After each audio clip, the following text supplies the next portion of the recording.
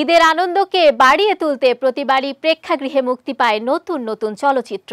প্রেক্ষাগৃহের পাশাপাশি অনলাইন প্ল্যাটফর্মগুলোতেও থাকে নানা আয়োজন। এদিকে এবার ঈদে প্রেক্ষাগৃহে মুক্তি পেয়েছে 6টি চলচ্চিত্র। ছবিগুলো হলো বরবাদ, দাগি, জঙ্গলি, চক্কর 302, অন্তরাত্মা ও জিন 3। নতুন ছবি মুক্তির পাশাপাশি দেশের প্রেক্ষাগৃহে চলছে ঢালিউডের আলোচিত প্রযোজক ও নির্মাতা মোহাম্মদ ইকবালের রিভেঞ্জ ছবিটিও। গেল ঈদে মুক্তি পেয়েছিল জিয়াউল রোশন ও শবনম বুবলী অভিনীত এ চলচ্চিত্রটি।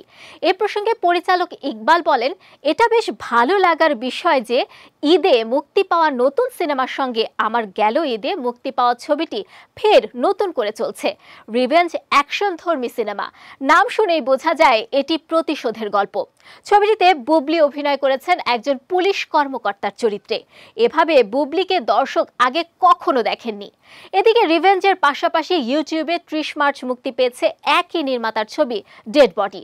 অনলাইনে প্রকাশের পর মাত্র একদিনেই 2 লাখেরও উপরে দর্শকরা দেখেছেন ছবিটি।